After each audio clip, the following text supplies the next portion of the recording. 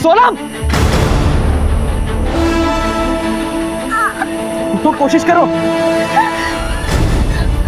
कोशिश करो, उठो, कोशिश करो। अभी नहीं होगा। सोनम उठो, सोनम, सोनम उठो, सोनम, सोनम।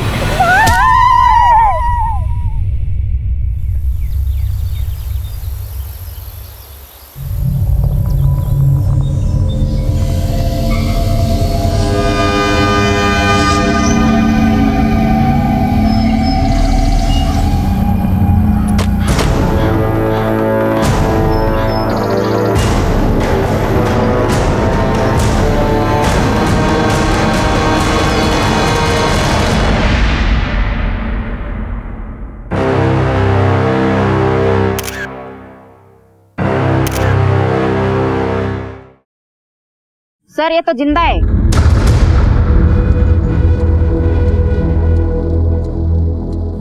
मनीष सर, इस लड़की को लेकर तुरंत हॉस्पिटल के लिए निकलो, इसे किसी भी हालत में बचाना ही होगा। Right sir.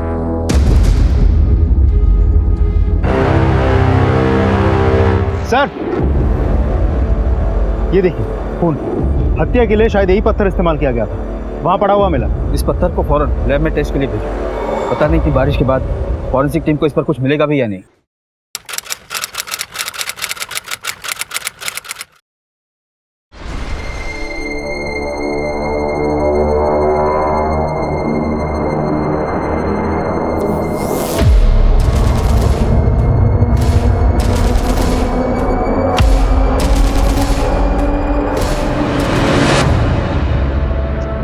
अभी आ गया ना। थाने के एंट्री रजिस्टर में साइन लो इसकी। कितनी बार बोले साहब, पढ़े लिखे नहीं है, अंगूठा चलेगा।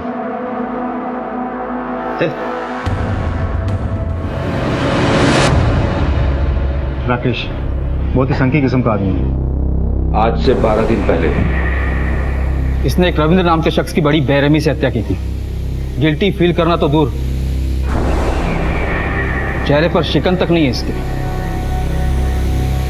जब तक सोनम राकेश को आइडेंटिफाई नहीं कर लेती हम उसे मुजरिम नहीं कह सकते। तो सोनम इस केस में एकलौती चश्मदीद है जिसे ये पता है कि रविंद्र को किसने मारा था।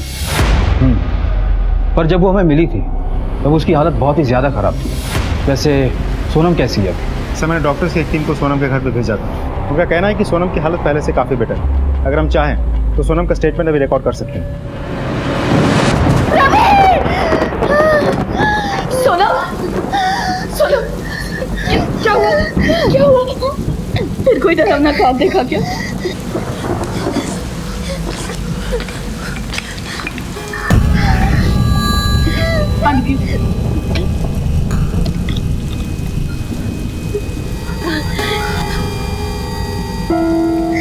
सोनम, संभालो अपने आप को। हम तुम्हारा दर्द सिर्फ समझते नहीं, महसूस भी करते हैं। आखिर हम रवि की माँ हैं।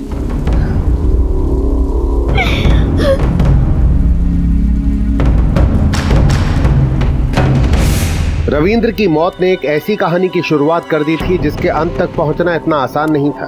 और सोनम की ऐसी हालत कैसे हुई? हत्या को 13 दिन बीत चुके थे। रविंद्र के सारे रिश्तेदार रविंद्र के घर उसकी 13वीं पे इकट्ठा थे। कई परतों में लिपटी इस सनसनीखेज कहानी की तो ये महज शुरुआत थी। ओम शांति शांति शांति। स्वर्गीय रविंद्र वर्मा जी की विधवा पत्नी आगे आई है और ये प्रसाद सब लोगों में बंटवा दीजिए।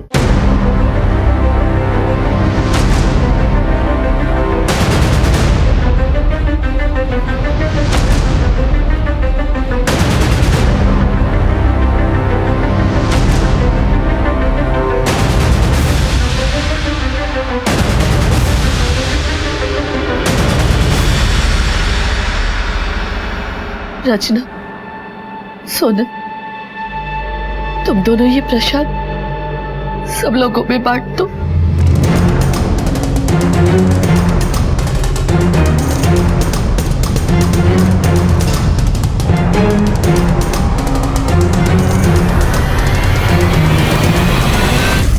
मैं शिमला मिर्च नहीं पसंद, हम नहीं खाएंगे। एक घंटा आप देंगे, चुपचाप खाओ। सोनम, परेशान करते। सोनम, बहू सोनम को देखी? ना हमने देखा, हमने उन्हें छत पर जाते हुए देखा। अच्छा। सोनम! ये क्या कर रही हो? पागल हो गई हो? तुम इस तरह हार नहीं मान सकती। रवि के कातिल को हम ही सजा दिलाना चाहते हैं।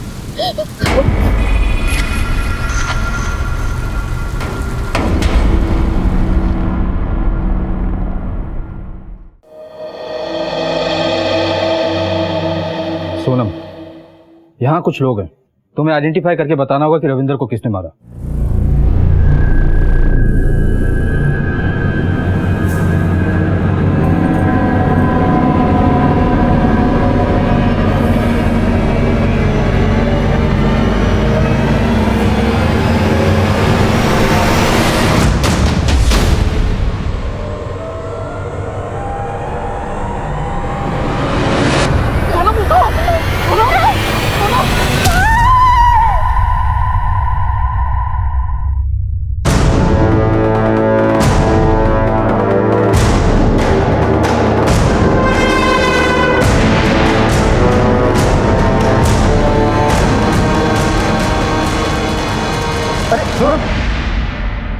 सर लगता है अभी भी ट्रॉमा में है।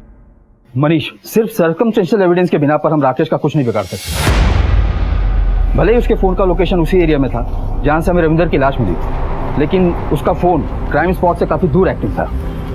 सर सिर्फ सोनम का बयान ही राकेश को कोर्ट में मुजरिम साबित कर सकता है, लेकिन सोनम की हालत तो खुद ही। सर कहीं ऐसा तो नहीं कि सोनम जानबूझ के राकेश को आइडेंटिफाई करने से बचाने की कोशिश कर रही है? पर वो ऐसा क्यों करेगी? रविंदर और सोनम एक दूसरे से प्यार करते थे और भागकर शादी भी की उन्होंने। और तो और रविंदर को राकेश ने सोनम की आंखों के सामने मारा था। सर अक्सर भाग के शादी करने वाले लोग शादी के बाद उल्टा एक दूसरे से भागने लगते हैं, तो ऐसा भी तो हो सकता है कि शादी के बाद इन दोनों में प्यार व्यार कुछ बचा ही ना हो। और जो क्राइम स्पॉट से हमें पत्थर मिला था, उस पर कोई फिंगरप्रिंट वगैरह? सर लैब में टेस्टिंग जारी, बहुत जल्द रिपोर्ट मिल जाएगी। Good sir.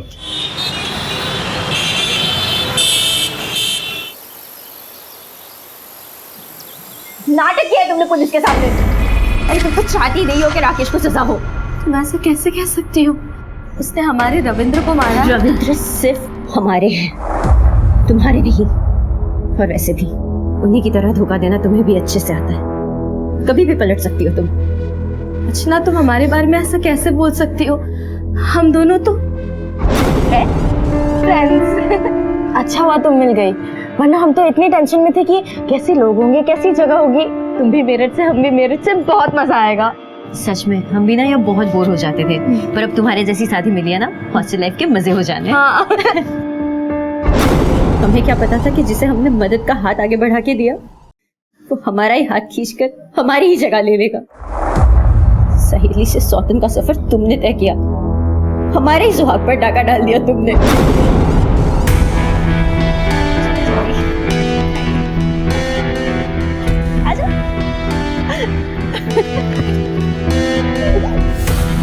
ये हमारी रूम। सोनम। अरे आपको कैसे पता? अरे रचना हर वक्त तुम्हारे बारे में तो बात करती है। अच्छा रचना चलो हम चलते हैं, वरना फिल्म के लिए लेट हो जाएगा। बाय। अच्छा सुनो सुनो, हम साथ में फिल्म देखने चले। अरे ये तो और भी बढ़िया हो जाएगा। अरे आप दोनों जाइए ना, मैं कबाब में हड्डी नहीं बनना चाहती। कैसी बातें कर रही हो? देखो ज्यादा देर की ना तो सलमान की फिल्म है, फिर टिकट नहीं मिली तो हमें मत कहना। चलो चल। अरे पता नहीं वो कौन सी मनहूस घड़ी थी कि हमने तुमको जाकर रविंद्र से मिलवा दिया। लोग तो अपने पैर पर कुल्हाड़ी मारते, हमने तो अपना पैर ही कुल्हाड़ी पर दे मारा। हमारा कोई मकसद नहीं था तुम्हारी सौतन बनना। ये सब किसी के हाथ में नहीं होता। ये रिश्ता कैसे बन गया पता ही नहीं चला। हम दोनों को एक दूसरे से प्यार कैसे हो गया कुछ पता ही नहीं चला। अरे झूठी हो तुम, एक नंबर की झूठी हो। रचना, दिन रात बहू को परेशान करना बंद करो। तुम्हें दिखाई नहीं देता वो कितनी तकलीफ में है? बेवकूफ बना रही है आप सबको। आप लोग को समझ में क्यों नहीं आता? एक शब्द भी और बोलने की जरूरत नहीं है। हमें सोनम पर पूरा भरोसा है। शायद तुमसे भी ज्यादा। चलो यहां से।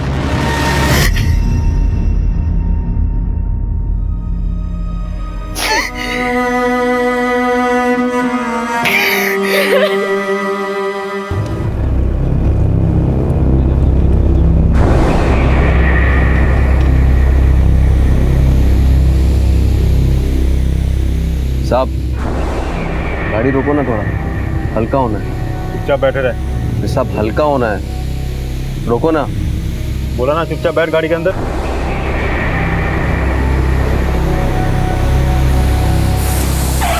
संभाल के, संभालो गाड़ी।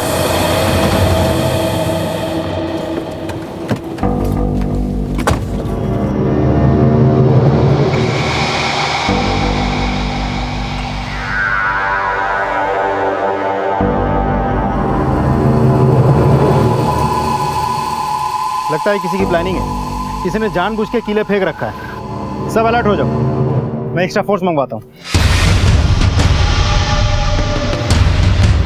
हेलो,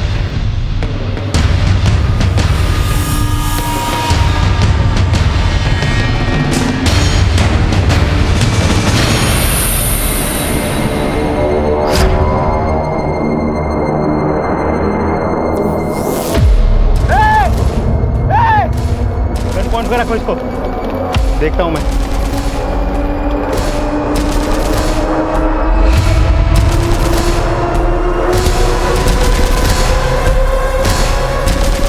बाहर निकल। गाड़ी क्यों रोका? सर मैं तो बस यहाँ से निकल रहा था, मैंने आपको देखा बंदूक के साथ तो मैं डर गया था सर, इसलिए गाड़ी रुकवा दी। इसे नाम नंबर लो।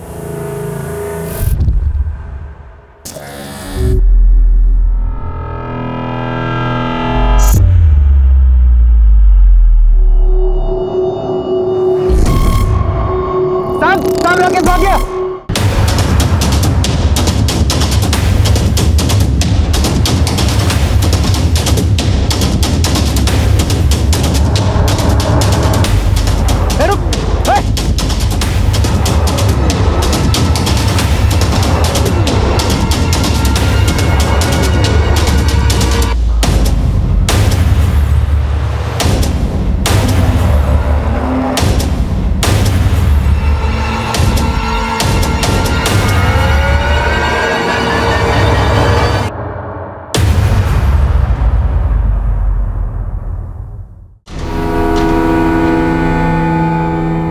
जी आपने हमारे लिए इतना जोखिम उठाया, ये एहसान कैसे चुकाएंगे हम आपका?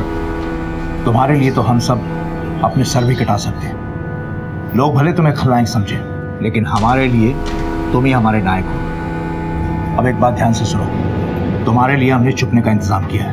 अब देर मत करो, अब तुरंत निकलो। संभाल कर लेके जाना। जी बाबा जी।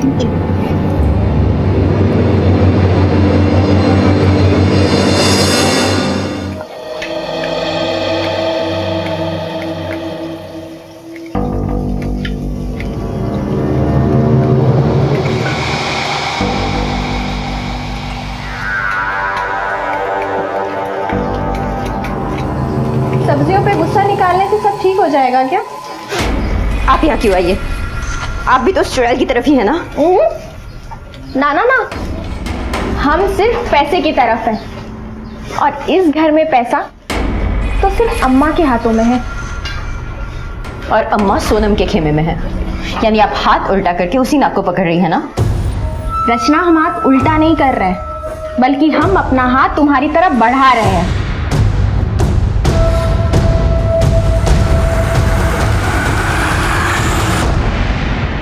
मनीष, ये 100% राकेश के लोगों का किया हुआ है।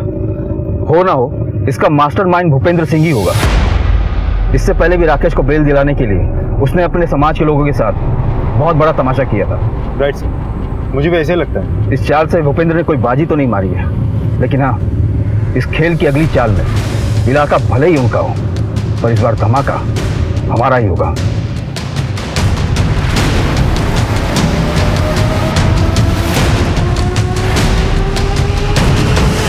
मैंने आपसे पहले कहा ना कि राकेश यहां नहीं आया है।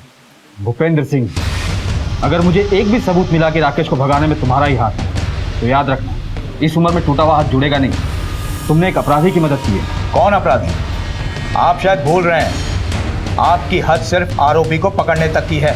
अपराधी कौन है इसका फैसला कोर्ट में होगा, और जिसका फैसला आने में भी सालों लग जाते हैं। राकेश हमारे लिए, हमारे समाज के लिए एक उदाहरण है।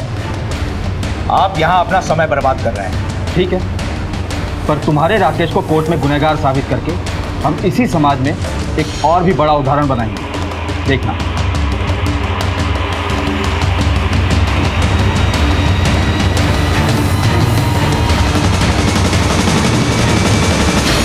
सर, इस भूपेंद्र सिंह की शक्ल देखी, लगता है हमसे कुछ छिपा रहा है। 2 कांस्टेबल से कहो इस पे 24 घंटे नजर रखें। इसके एक एक सेकंड की डिटेल चाहिए मुझे।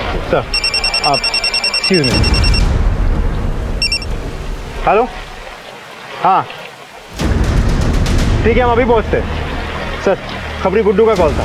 सोनम के एरिया में राकेश को देखा गया है। चलो चलो।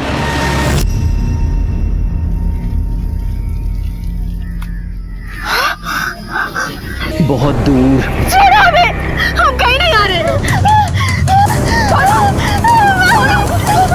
क्या हुआ?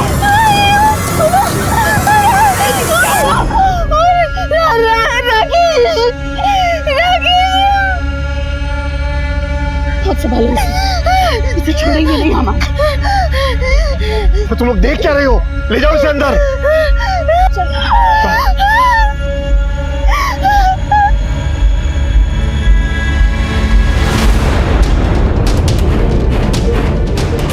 रुको, कहाँ जा रही हो तुम? क्या कर रही हो तुम? छोड़ो हमें। मुन्नी रुको, मुन्नी, मुन्नी क्या कर रही हो तुम? रुको मुन्नी, रुको। हम इस कुत्ते को छोड़ेंगे नहीं। आप उस तरफ देखिए, हम इस तरफ देखते हैं। क्या सच में रविंद्र की हत्या में राकेश का हाथ था? आखिर वो पुलिस की गिरफ्त से भागकर सीधा सोनम के पास क्यों आया था? क्या सोनम की जान को भी खतरा था?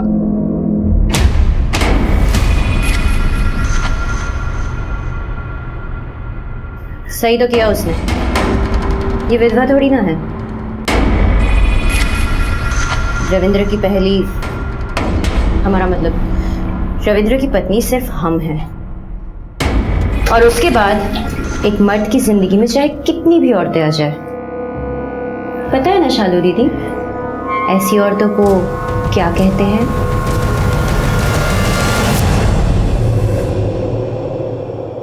मुन्नी सुनो, क्या हुआ? मिला वो? भाग गया।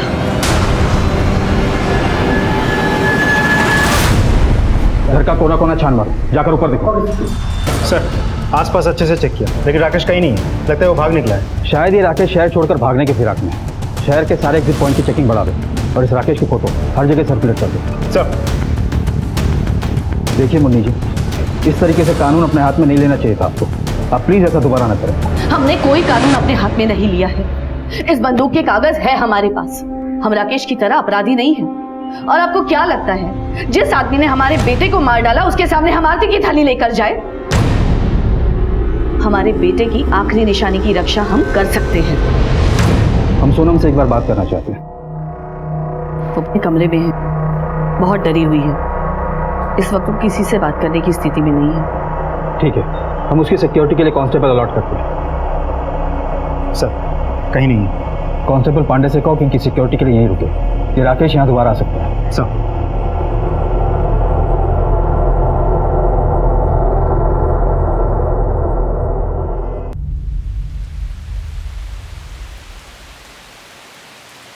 मुन्नी, हमें लगता है तुम सोनम की तरफदारी कुछ हद से ज्यादा ही कर रही हो। हाँ, मानते हैं वो अच्छी है, उसके पेट में हमारे परिवार का चिराग पल रहा है, लेकिन हमें रचना के बारे में भी तो सोचना चाहिए। हम रचना से भी उतना ही प्यार करते हैं, पर सोनम की कोख में हमारे घर का चिराग पल रहा है और हम किसी भी कीमत पर रवि की आखिरी निशानी को कुछ नहीं होने देंगे। अम्मा, हम सोनम से बहुत प्यार करते हैं और एक दूसरे के बिना नहीं रह सकते, और उसकी कोख में हमारा अंश पल रहा है।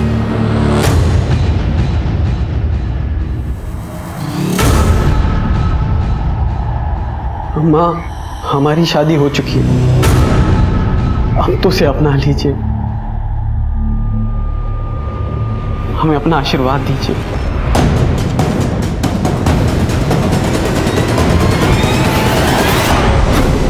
बस हम रवि की इच्छा का ही मान रख रहे हैं।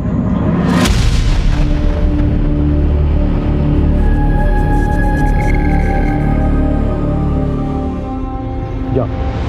सर, राकेश की कोई खबर? सर अभी तक तो नहीं, लेकिन हमने खबरियों को काम पे लगा दिया। राकेश की फोटो इस शहर के हर पुलिस स्टेशन में सर्कुलेट करवा दिया। सर भूपेंद्र सिंह पे भी हमने नजर बनाई नहीं। फिलहाल उसके घर की एक्टिविटीज तो नॉर्मल लगता है। राकेश के मिलने के बाद उसे रिमांड पर लेने के लिए हमें एक स्ट्रॉन्ग एविडेंस की जरूरत है, और अब तक राकेश के खिलाफ अगर हमारे पास कुछ है तो हमारी खुद की बनाई हुई थियरीज। जिस पत्थर से रविंद्र की हत्या हुई थी उससे कुछ हाथ लगा? नहीं सर, आज ही फॉरेंसिक टीम से मेरी बात हुई थी। उनको उस पत्थर से कुछ प्रिंट्स मिले जिन्हें मिटाने की भी कोशिश की गई थी। फॉरेंसिक टीम ने उन प्रिंट्स को हैदराबाद लैब में टेस्ट के लिए भेजा। थोड़ा वक्त और लगेगा सर। वक्त भी तो नहीं है हमारे पास।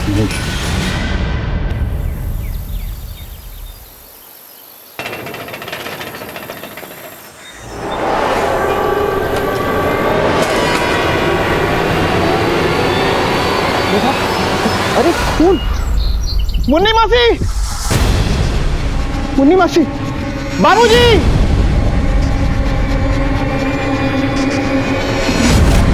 अरे मुन्नी! मुन्नी!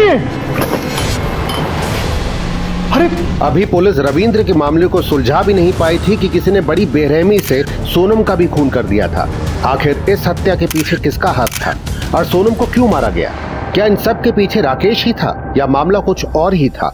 मनीष सर, अगर इस जगह को गौर से देखो तो ऐसा लगता है कि किसी लोहे के औजार से इस पर हमला हुआ था, शायद कोई हथौड़ी वगैरह। फिलहाल ये तो पोस्टमार्टम रिपोर्ट के बाद ही पता चलेगा। सर अटैकर को पता था कि घर के बाहर हमारा एक कांस्टेबल ड्यूटी कर रहा था, इसलिए बड़ी चालाकी से पहले उसने उस कांस्टेबल पर हमला किया, अंदर आया और इसका खून कर दिया। ये फॉरेंसिक टीम और एम्बुलेंस कहाँ तक पहुंची? सर मैंने फोन कर दिया, बहुत जल्द पहुंचते होंगे। घर का कोना कोना छान मारो। सर हमें इसकी कोई जरूरत नहीं। अम्मा ये क्या कह रही है? मरहम पट्टी करवा लीजिए। मुन्नी जी, अगर आप चाहती हैं कि आपके बेटे और बहू के कातिल को सजा हो तो प्लीज ये मरहम पट्टी करवा लीजिए।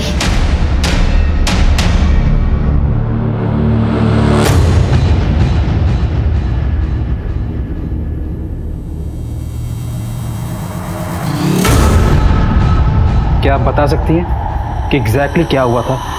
कल के सिंदूर वाले हादसे के बाद हमने तय किया कि हम हमारी बहू और उसके होने वाले बच्चे की हिफाजत के लिए हम रात को पहरा देंगे। इसीलिए हम रात को जगे हुए थे और अचानक सुबह सुबह के वक्त हमें आवाज आई। हम बाहर गए तो किसी ने हम पर पीछे से वार कर दिया और जब हमें होश आया तो सब कुछ लुट चुका था। सोनम, आप लोग प्लीज इन्हें संभालिए। हम सोनम का ख्याल नहीं रख पाए। अम्मा बेटी। सर, कांस्टेबल पांडे जब घर के बाहर ड्यूटी कर रहा था तब उस पर हमला हुआ। पांडे, सर को बताओ। सर रात को जब मैं पहरे पे था तो अचानक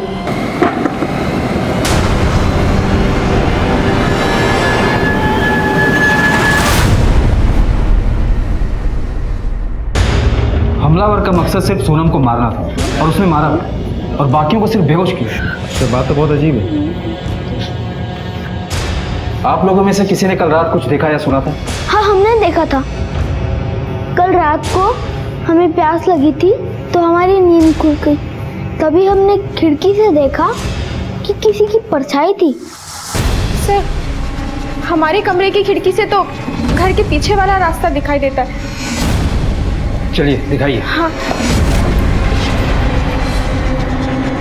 आइए सर इस तरफ। सर ये है। पूरा एरिया अच्छे से छान मारो, जरूर कुछ ना कुछ हाथ लगेगा। सब जाओ।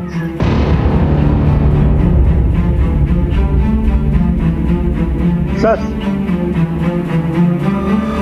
ये देखिए जूते के निशान।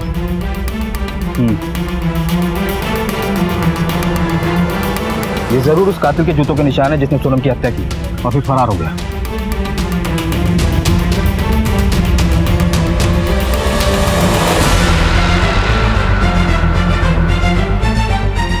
सर 9 नंबर साइज है। सर आप लोग यही रुकिए, यही रुकिए। सर देखिए थोड़ी। तो कातिल ने मर्डर वेपन यहाँ फेंक दिया, इसे फॉरेंसिक के लिए भेजो। देखो फिंगरप्रिंट्स मिलते हैं क्या। सर आपको एविडेंस पाउच में। सर सोनम की हत्या में मेरी शक की सुई बार बार राकेश की तरफ ही घूम रही है। हमें जल्द से जल्द इस राकेश को ढूंढ निकालना होगा। अगर ये काम उसने खुद नहीं किया तो उसके किसी हिमायती ने किया होगा। और ये भी हो सकता है कि घर का ही कोई फैमिली मेंबर इस राकेश से मिला हो और उसे सह दे रहा हो। इस घर की जो बड़ी बहू है शालू, उसका पति क्या है?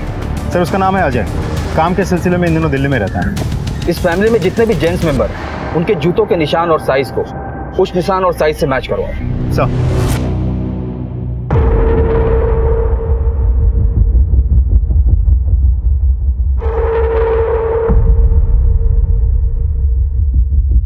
फॉरेंसिक टीम को हथियार से कुछ नहीं मिला।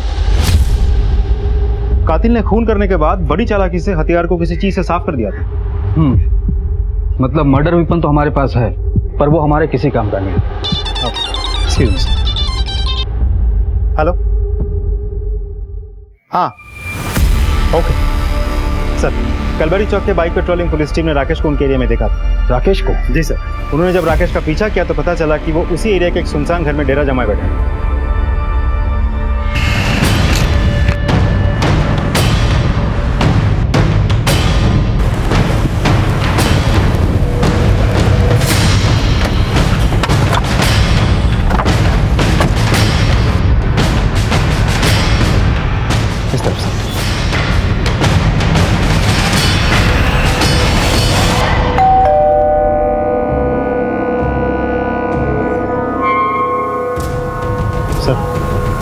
अरे पत्नी का बनाया करो यार।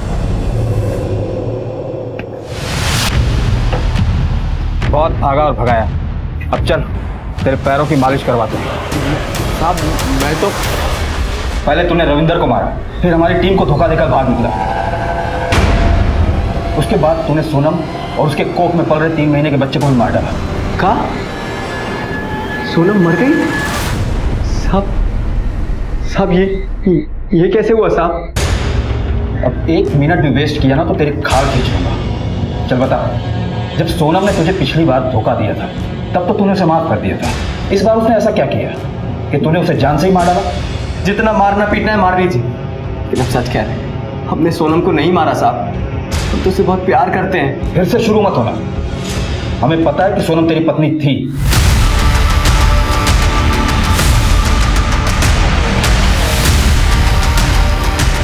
और उसने रविंदर के साथ भागकर शादी कर ली, है ना? हाँ साहब, आप ठीक बोल रहे हैं, लेकिन ये जन्म जन्म के रिश्ते को कोई ऐसे तोड़ता है क्या?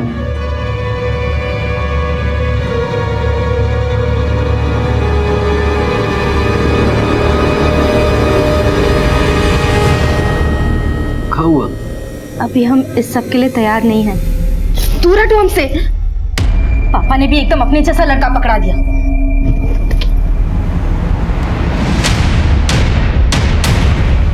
हम बाबूजी के यहाँ काम करते थे। बाबूजी हम पर बहुत भरोसा करते थे, इसलिए उन्होंने अपनी बेटी की शादी हमसे करवा दी। पर उससे मेरी रोज अनबन होती थी। सोनम जल्दी से खाना लगाओ, भूख लगी है। हमने बाहर से मंगा लिया है, खाना घर पे नहीं बनाया। कब मंगवा लिया बाहर से?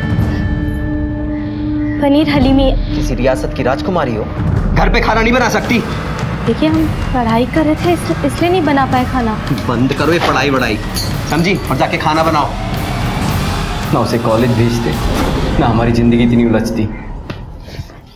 सोनम के पेट में रविंद्र का बच्चा था, इस बात ने तेरी मर्दानगी को ठेस पहुंचाई, और इसी वजह से तूने पहले रविंद्र और उसके बाद सोनम की हत्या कर दी। हाँ साहब, हमारे तलवे से लेके तालू तक आग लग गई थी, सर पे चढ़ गया था अपमान, लेकिन इसका मतलब ये नहीं कि हम किसी को मार देंगे। अच्छा, अगर तू इतना ही दूध का धुला है तो हमारे कस्टडी से क्यों भाग निकला था? चलिए साहब, मान लेते हैं कि हमने रविंदर को मारा, तो फिर सोनम ने हमारे खिलाफ गवाही क्यों नहीं दी?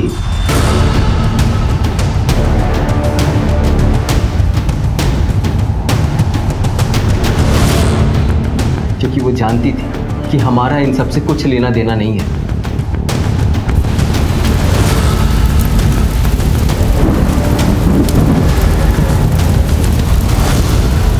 सर राकेश मौके का फायदा उठा रहा है। उसे पता है कि इस केस की एकलौती चश्मदीद सोनम थी जो मर गई है, मार दी गई है।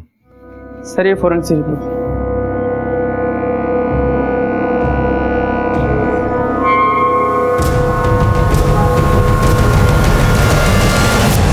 तेरे लिए अच्छी खबर नहीं है। जिस पत्थर से तूने रविंद्र की हत्या की थी उस पर तेरे उंगलियों के निशान मिल गए। मैंने बोला ना सच बोल। बताते हैं साहब, सब सच सच बताते हैं। हमने ही रविंदर को मारा था साहब। अभी नहीं होगा। सोनम उठो, सोनम, सोनम उठो। बहुत भगाया है। राकेश छोड़ दो प्लीज प्लीज। राकेश प्लीज, अब हाथ जोड़ते से छोड़ दो प्लीज। तेरे छोड़ इसे तो नहीं छोड़ सकते, लेकिन तुम्हें इसलिए छोड़ रहे हैं क्योंकि तुम इस गेम की ट्रॉफी हो। अगर तुम हमारी नहीं हो सकती ना तो किसी की भी नहीं हो सकती।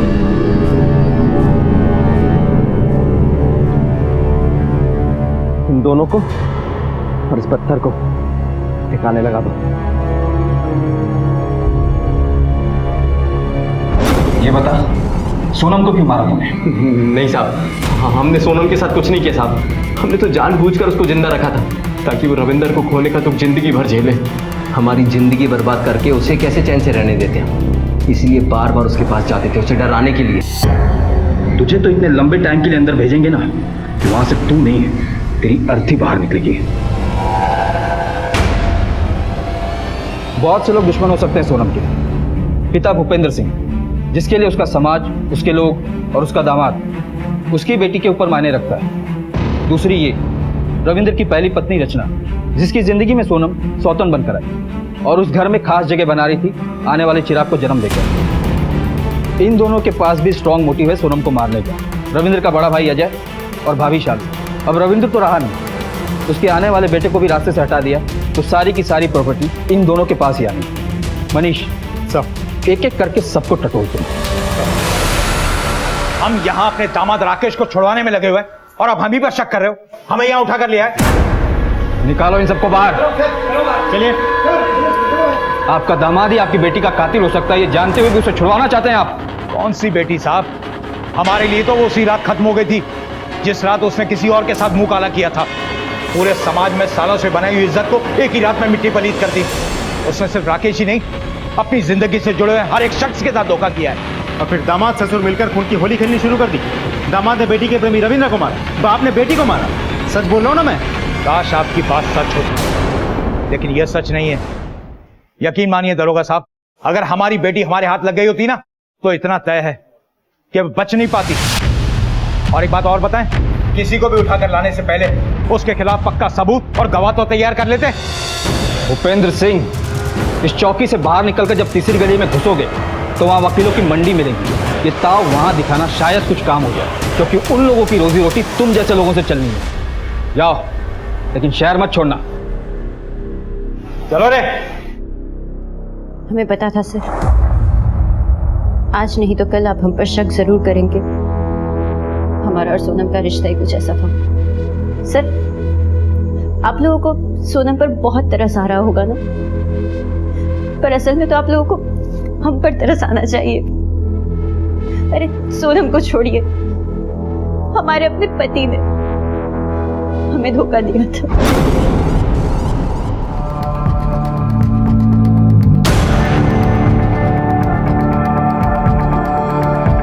सोनम हमारे बच्चे की मां बनने वाली है। हमारे पास उससे शादी करने के अलावा और कोई रास्ता भी नहीं। तो ये सारा कुछ खिला रहे थे तुम दोनों हमारे पीठ पीछे, और ये सब इसलिए किया था क्योंकि हम आपको एक बच्चा नहीं दे सके। रचना, ऐसा नहीं है, तुम बिल्कुल गलत सोच रही हो। हमारी शादी हमारी माँ के कहने पे हुई थी, लेकिन हमें तुमसे कभी प्यार नहीं हुआ। प्यार तो बस हमें सोनम से हुआ। Hope you understand. और तुम्हें जैसे ही मौका मिला तुमने उसे मार दिया। पत्नी होने का हक तो उसने तुमसे पहले ही छीन लिया। रविंद्र की विधवा होने का हक भी वो तुमसे छीन रही। घर में तुम्हारे सास की लाडली थी, घर का चिराग जो उसके कोख में थी। हम सच कह रहे हैं, हमने किसी की जान नहीं की। आपको क्या लगता है सर, ये सब रचना ने किया है? हमें जिन जूतों के निशान रचना के घर के पीछे से मिले थे वो तो किसी मर्द के जूते के निशान लगते हैं। हो सकता है उसने किसी और की मदद ली हो। लेकिन सर अब तक तो जूते के निशान सिर्फ राकेश से ही मैच हुआ। पर राकेश तो मान ही नहीं रहा, फिर कौन हो सकता है? साहब, जिस रोज हमने सोनम को सिंदूर लगाया था उसी रोज हमने उसको धमकी दी थी। जब उस रात हम उससे मिलने गए तब हमें पता चला कि वो हमें फंसाने के फुल जुगाड़ में है। राकेश, तुमने रवि को क्यों मारा? क्या बिगाड़ा था उन्होंने तुम्हारा? तुम अपने आप को पुलिस के हवाले क्यों नहीं करते?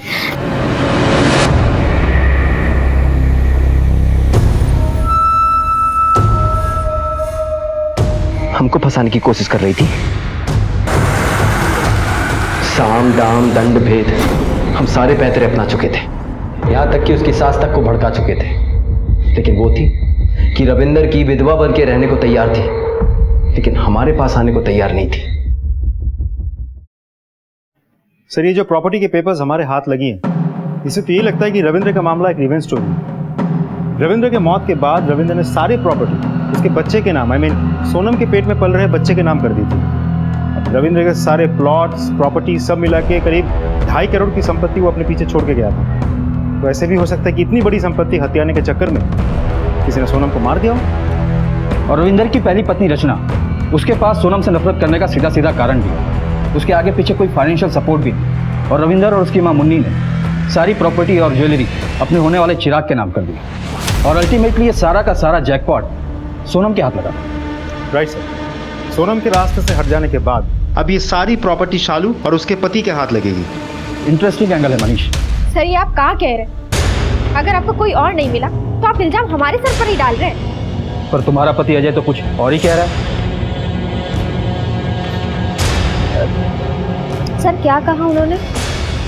यही कि सोनम को मारकर तुमने बहुत दिमाग वाला काम किया। अब तो सारी प्रॉपर्टी तुम लोगों की, रातों रात करोड़पति। सर, आप कैसी बातें कर रहे हैं? शालू ऐसा बोल ही नहीं सकती, और हमने तो ऐसा कभी सोचा भी नहीं।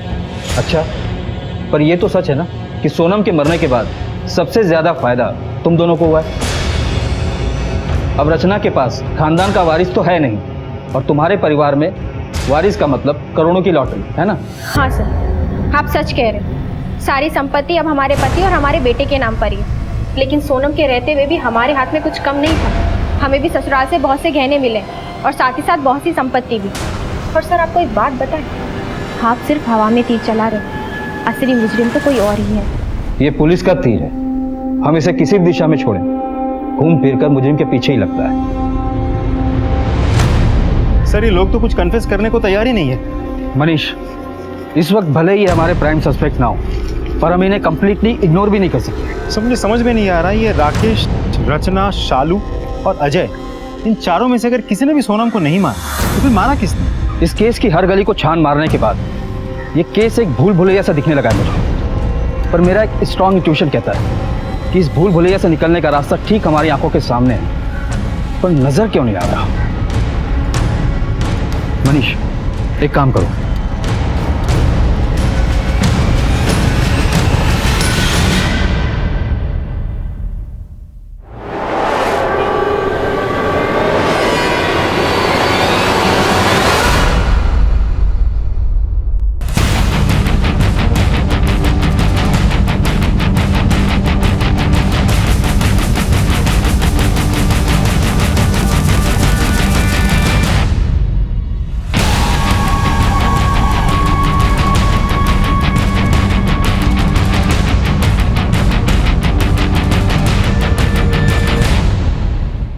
इस बार मेरा इंट्यूशन बिल्कुल सही निकला, इसलिए मैंने डॉक्टर से कहा कि तुम्हारे जख्म को चेक करें।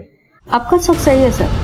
कांस्टेबल पांडे और सोनम के सर पे एक ही हथियार से वार हुआ है, हथौड़ी, और मुन्नी देवी के सर में पत्थर से मारा गया है। हमें तो तुम पर पहले ही शक था जब राकेश ने हमें बताया कि वो तुम्हें बहकाने की कोशिश कर रहा है, पर हमारे हाथ सबूत नहीं थे, इसलिए हमने तुम पर निगरानी रखी और तुम्हें रंगे हाथ पकड़ा। बताओ क्यों किया ये सब? क्या करते हैं? हम अपनी बहू रचना से बहुत प्यार करते हैं, फिर भी हमने सोनम को अपनाया। उसने हमारी बहू का घर तोड़ा, फिर भी उसे हमने अपने घर में जगह दी, क्योंकि उसके पेट में हमारे बेटे रवि का बच्चा पल रहा था, हमारा वंश। और उसने क्या किया? सोनम एक नंबर की धोखेबाज निकली। पहले उसने हमारे बेटे को धोखा दिया और अब वो हमें धोखा दे रही थी। कैसा धोखा? उस दिन जब राकेश हमारे घर में घुसा था तब उसने हमें सब कुछ बता दिया था। छोड़ेंगे नहीं आज तुम्हें हम। सोनम कभी तुम्हारे बेटे से प्यार नहीं करती थी। ये सब उसकी एक चाल थी ताकि तुम्हारी प्रॉपर्टी और सारी जमीनों पे कब्जा कर सके। सोनम हमारे बेटे से बेहद प्यार करती है। उसके पेट में हमारे घर का वारिस पल रहा है। तुम्हारे घर का? वो बच्चा हमारा है। और देख लेना, एक दिन तुम्हारा सब कुछ छीनकर वो हमारे पास वापस आ जाएगी। और अगर अब भी यकीन नहीं है ना, तो आज रात 1 बजे अपने घर के पीछे आ जाना। बाकी की पिक्चर तुम्हें वहीं दिखाते हैं। पहले तो हमें उसकी बात पर बिल्कुल विश्वास नहीं हुआ, पर बाद में हमने खुद अपनी आंखों से देखा। हमें बहुत गुस्सा आया, इसीलिए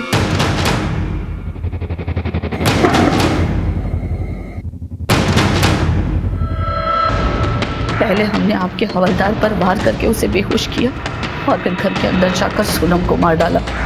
सोनम को मारने के बाद वो हथौड़ी हमने घर से बाहर जाकर फेंक दी और वापस घर लौटते समय ये सोचकर कि कोई हम पे शक ना करे, खुद को चोट पहुंचाई, बेहोश होने का नाटक किया। और वो जूते के निशान? वो हम ही ने बनाए थे, रवि के जूतों से, ताकि आपका शक राकेश की तरफ जाए। हम उसे मारना नहीं चाहते थे, पर हमारे पास और दूसरा कोई रास्ता नहीं था। एक रास्ता हमेशा से खुला था, राकेश पर विश्वास ना करने का। सोनम तुम्हारे बेटे रवि को चाहती थी, ना कि राकेश को। उसके कोख में तुम्हारे बेटे का बच्चा था। वो राकेश की शक्ल तक नहीं देखना चाहती थी, उल्टा उसे जेल भिजवाना चाहती थी। उस रात सोनम राकेश से सिर्फ इसलिए मिली ताकि तुम्हारा परिवार बच सके। आपके बेटे रविंद्र ने सोनम से दूसरी शादी करके अपनी पहली पत्नी रचना से नाइंसाफी की। आपने अपने स्वार्थ में आकर पहले इस रिश्ते को हवा दी और फिर अपनी छोटी सोच में उलझकर उसकी जान ले ली।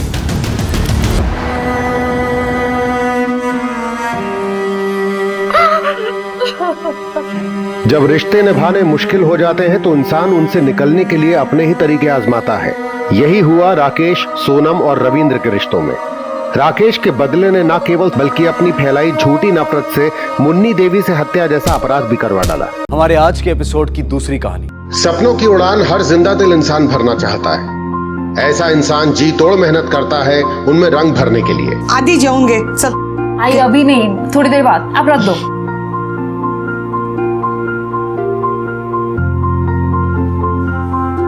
और जब ये सपने सच होते हैं तो उनके साथ जीने की खुशी बयान करने की हद से भी पार हो जाती है। आई। हाँ, कहाँ है तू? हाय आई। अरे अरे अरे अरे मैं गिर जाऊंगी ना। आशीर्वाद आशीर्वाद। काय झालं? हाय, पुणे इंस्टीट्यूट मास्टर्स में मुझे एडमिशन मिल गया है। क्या? हाँ? आज मैं बहुत खुश हूँ, बहुत खुश हूँ बेटा। और ऐसे जिंदगी का एक नया सफर शुरू होता है। पर इंसान घर परिवार को छोड़ने के ख्याल से एक असमंजस की स्थिति में खड़ा हो जाता है।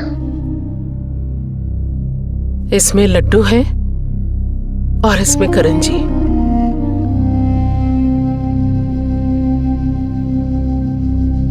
आई, मैं एक काम करती हूँ, मैं कोल्हापुर में ही एडमिशन ले लेती हूँ। और वैसे भी मेरा तुम्हारे बगैर कैसे मन लगेगा, और ऐसे कैसे मैं पढ़ाई कर पाऊंगी। तू काळजी नको करूस, मैं अपना ध्यान रख लूंगी। तुम लोग क्या बोलते, वीडियो चैट? हाँ, रोज हम लोग वीडियो चैटिंग करेंगे, बहुत बातें करेंगे। तुम बस मन लगाकर पढ़ना। मैं तुम्हें कामयाब होते हुए देखना चाहती हूँ बेटा। घर वाले हौसला देते हैं और गांव से शहर आने का एक नया पड़ाव जिंदगी में आता है। ऐसा ही पड़ाव इस लड़की की जिंदगी में भी आया। सब कुछ अच्छा चल रहा था, माँ बेटी दोनों इस नई सफलता से बेहद खुश थे, लेकिन होनी को शायद कुछ और ही मंजूर था।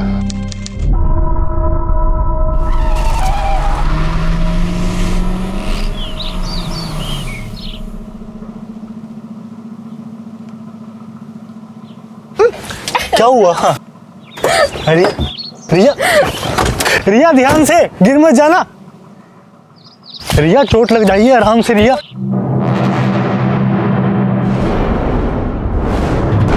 सर, सोशल नेटवर्किंग साइट पे अनुजा गायकवाड़ नाम की लड़की का प्रोफाइल मिला है। 25 साल की है जैसा। ये देखिए, इसके हाथ पे भी सिमिलर टैटू है। कोरेगांव की सॉफ्टवेयर कंपनी में काम करती है और बेसिकली कोल्हापुर की रहने वाली है। सर, ये पोस्टमार्टम रिपोर्ट है। सर, रिपोर्ट के मुताबिक लड़की की उम्र 20 से 25 साल है। सर, मौत 2 मार्च दोपहर 1 से 4 के बीच में हुई। सर पर किसी भारी चीज के वार से, और पैर मौत के बाद काटा गया। किसी बड़े हथियार से नहीं, 10 इंच के एक छोटे चाकू से।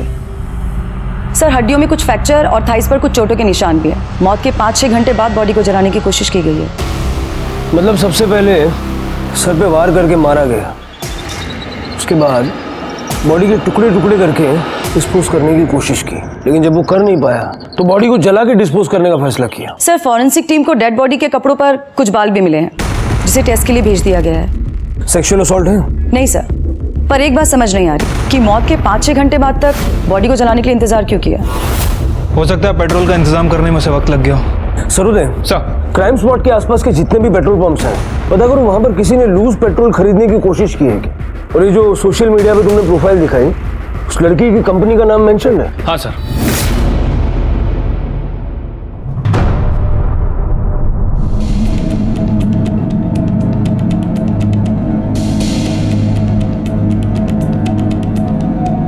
सर, अनुजा तो पिछले 3 दिन से ऑफिस भी नहीं आई। हमने उसको कॉल भी किया था पर उसका फोन स्विच ऑफ आ रहा है। आपके पास उसके घर का एड्रेस तो होगा ही? Yes sir.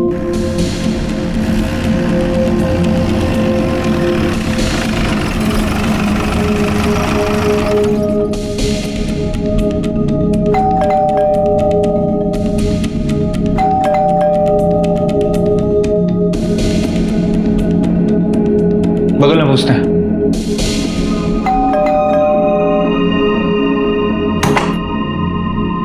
जी 201 में जो लड़की रहती है, आप जानती हैं उसे? हाँ, अनुजा नाम की लड़की है। अभी 2 दिन पहले ही मैंने उसे सोसाइटी के बाहर देखा था। क्यों, क्या हुआ? आप ऐसा क्यों पूछ रहे हैं? वो अकेली रहती है या फिर किसी के साथ रहती है?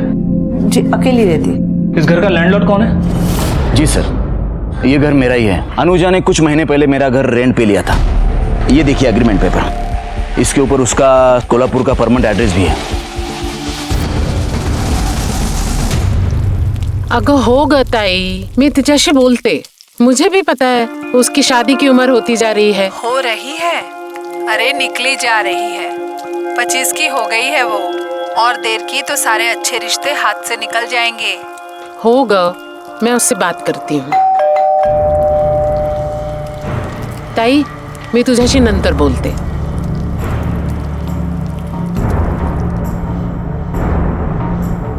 जी, आप अनुजा की माँ हैं? हाँ, क्यों?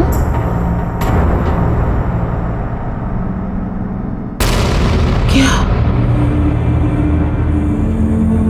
नहीं, नहीं हो सकता।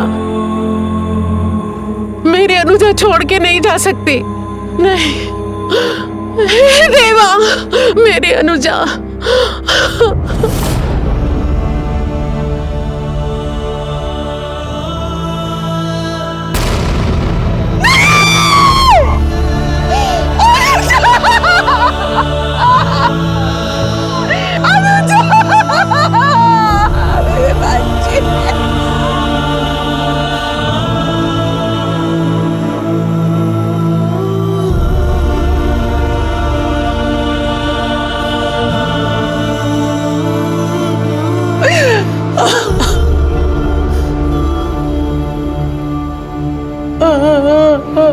देखिए, मैं समझता हूँ कि ये सवाल जवाब करने के लिए सही समय नहीं है, लेकिन अनुजा को जल्दी न्याय मिले इसके लिए कुछ बातें करना जरूरी है। आपने पिछले दिनों में अनुजा की बिहेवियर में कोई बदलाव देखा था, या ऐसी कोई बात जो अनुजा ने आपसे कही हो? नाही, सगळं चांगलं होतं। 2 मार्च के दोपहर में तो हमने फोन पे इतनी बातें की कि पूछो मत। वो बहुत खुश थी, हमेशा की तरह बहुत खुश थी। अनुजा के दोस्तों के बारे में जानती हैं आप? कौन है, कहाँ रहते हैं? 2 सहेलियां है उसकी, एक रितु और पायल। अनुजा से आखिरी बार बात कब हुई? सर 2 मार्च को, क्योंकि लॉन्ग वीकेंड था और छुट्टी थी तो वो अपनी माँ को सरप्राइज देने के लिए कोल्हापुर गई थी। हाय हाय, और हो गई पैकिंग? हाँ बस ऑलमोस्ट डन, थोड़ा ही बाकी है। यार आंटी तो तुझे देख के एकदम खुश हो जाएंगी ना। ऑफ कोर्स यार, ये तो उनकी जान है। और तू देखना, अगर ये कोल्हापुर से मेरे लिए वो चादर नहीं लेके आई ना तो मैं तो उसकी जान ले लूंगी। यार तो उसके लिए चादर ला सकती है तो प्लीज आंटी के हाथ के बना हुआ अचार प्लीज लेके आना। Okay okay okay relax. तुम लोगों की लिस्ट तो खत्म ही नहीं हो रही। अभी के लिए मैं फोन रखती हूँ, 1 घंटे में निकलना है, पैकिंग भी बाकी है। ठीक है, I'll catch you later। किस टाइम बातचीत हुई थी आप दोनों की? सर 12 बजे के आसपास। अनुजा ने बताया था वो कोल्हापुर कैसे जा रही है? हाँ सर, बस से जाने वाली थी। आप लोग अनुजा को कैसे जानते हैं? मतलब पहली बार कहाँ मिले थे? सर जब मैं पुणे शिफ्ट हुई थी तो मैं, अनुजा और पायल एक ही साथ एक ही फ्लैट में रहते थे। लेकिन जब अनुजा की जॉब लगी तो उसे गोरेगांव शिफ्ट होना पड़ा क्योंकि उसका ऑफिस घर से बहुत ज़्यादा दूर था, तो उसने एक नया फ्लैट ले लिया था। सर जब वो शिफ्ट हुई हम बहुत इमोशनल हो गए थे। वो थी ही इतनी अच्छी, सबकी मदद करना, सबका ख्याल रखना उसकी आदत थी।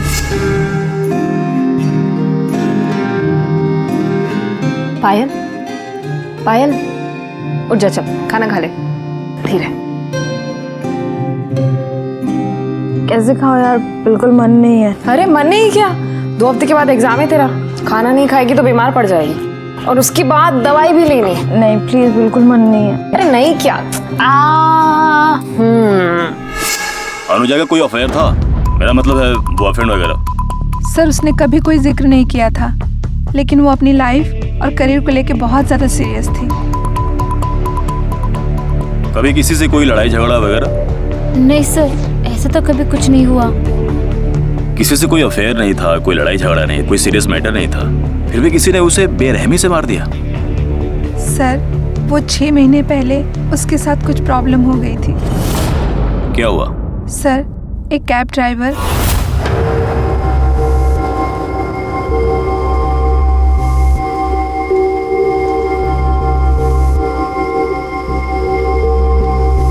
सुबह भी तुम ही आए थे ना पिक करने के लिए? कमाल है, जब भी कैब बुक करती हो तुम ही आ जाते हो। खैर छोड़ो, चलो।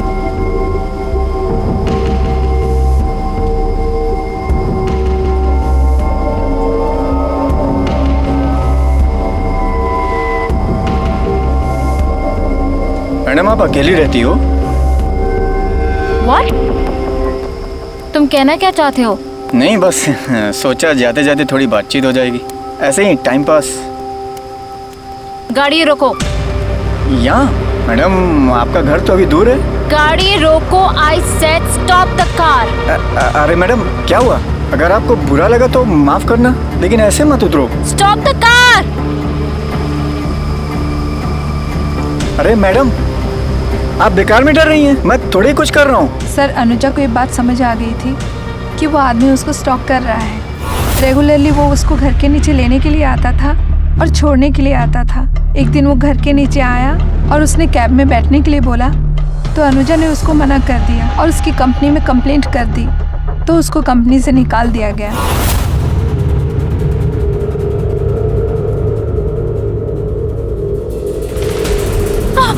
तुम मेरे खिलाफ कंप्लेंट क्यों किया?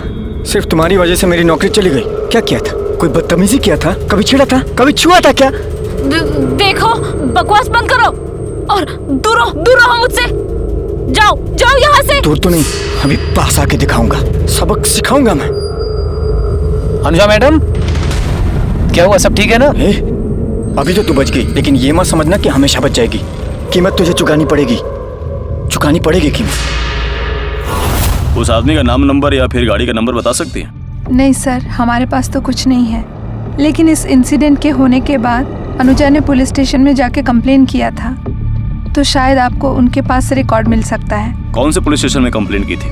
Goregaon park police station.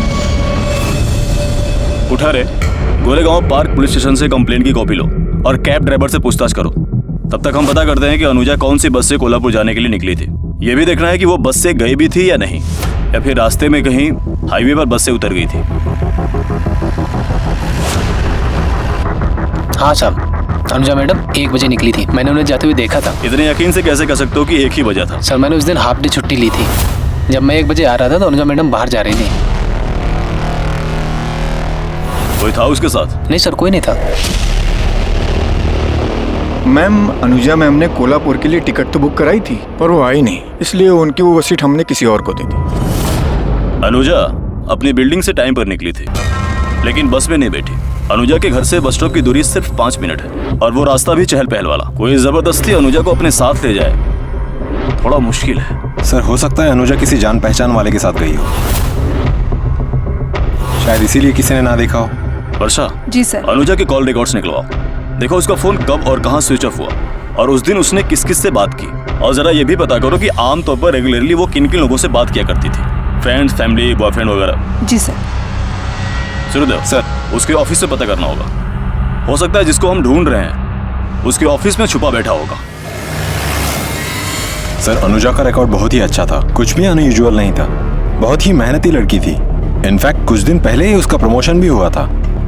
Sir, Anuja boss ही नहीं बल्कि एक बहुत अच्छी इंसान भी थी। हमेशा हेल्प करने के लिए रेडी रहती थी वो, और उसने कभी हमें बॉस की तरह ट्रीट ही नहीं किया। मैम, वो मुझे 2-3 दिन की छुट्टी चाहिए थी।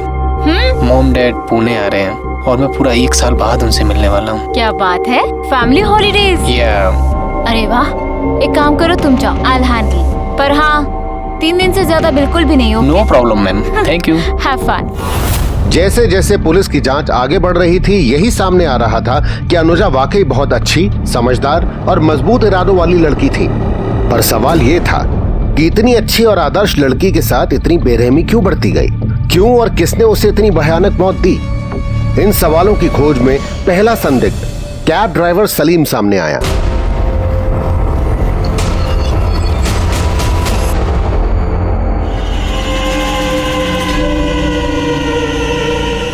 साहब, इसे पहचानता है? ये साहब, इसने फिर से कंप्लेन किया क्या मेरे खिलाफ? कब से इसकी शक्ल तक नहीं देखा हूँ साहब। तभी वो सामने कान पकड़ के माफी मंगवाया था साहब। अब क्या करूं? आप मेरे को फांसी पे लटका दो, तभी इसको शांति मिलेगी। तो उसके बाद मिला नहीं तो उसको? नहीं साहब। फिर ये कैसे हो गया? ये क्या साहब? ये क्या? मेरे को क्या मालूम ये कैसे हो गया साहब? ज्यादा चालाक मत बन समझा। तेरी कंप्लेन की तुझे कंपनी से निकलवा दिया, इसलिए उसको मार दिया। मार दिया मतलब? मर गई वो साहब? मैं इसको प्यार करता था साहब, मैंने नहीं मारा, सच बोल रहा हूँ साहब। तू प्यार करता था, वो कंप्लेन करती थी। इधर क्या लिखा हुआ है? सब मेरे को मालूम है साहब। टैक्सी ड्राइवर को कोई भी पढ़ी लिखी लड़की नहीं मिलेगी, सबको रईसी चाहिए। और वैसे भी इसके आगे पीछे घूमने वाले और भी हैं। और भी मतलब? साहब, मैं जब उस दिन ऑफिस में नहीं गया उसको, तो मैंने देखा एक लड़का गाड़ी से आया। हाय अनुजा। अरे कैसे हो तुम? मैं मस्त। किधर, घर ही जा रही हो ना? हाँ। चलो मैं छोड़ता हूँ। अरे मेरी कैब आ ही रही है। अच्छा, कैब आ रही है तो शाम को मिलते हैं। पक्का? ठीक है, कैब आ गई। चलो बाय। अब तू अपनी जान बचाने के लिए झूठी कहानियां सुनाएगा और हम तेरा यकीन कर लेंगे? हाँ? साहब, मैं झूठ नहीं बोल रहा हूँ साहब, यकीन करो, सच बोल रहा हूँ साहब। उसकी कद काठी, शक्ल, हुलिया बता चल।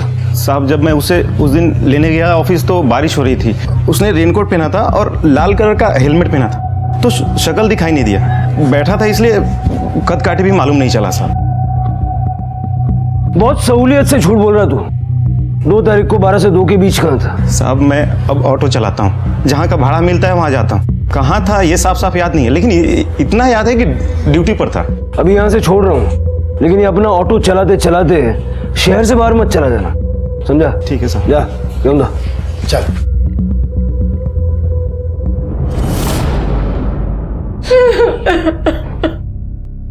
निर्मला नको ग रडू, जाने वाला तो चला गया, अब रोने से क्या फायदा। मैंने उसे कितनी बार कहा कि एक ही शहर में रहकर अलग अलग रहने से क्या मतलब, हमारे साथ रहने को आ, पर नहीं, उसे आजादी चाहिए थी। ताई, अब मेरी बेटी मर चुकी है, अब उसके बारे में बुरा तो मत बोलो। नहीं निर्मला, मेरे कहने का ये मतलब नहीं था, गलत मत समझना। अगर आज वो हमारे साथ होती थी तो ये दिन तो नहीं देखना पड़ता था ना। मामी, थोड़ी चाय पी लो। नको मला, अरे पूरे दिन से आपने कुछ भी नहीं खाया है, थोड़ी चहा घे म्हणजे बरं वाटेल। नको मला। विक्रम, चाह तिकडे ठेव, मैं बाद में इसे पिला दूंगी। ठीक है। मेरी अनुजा।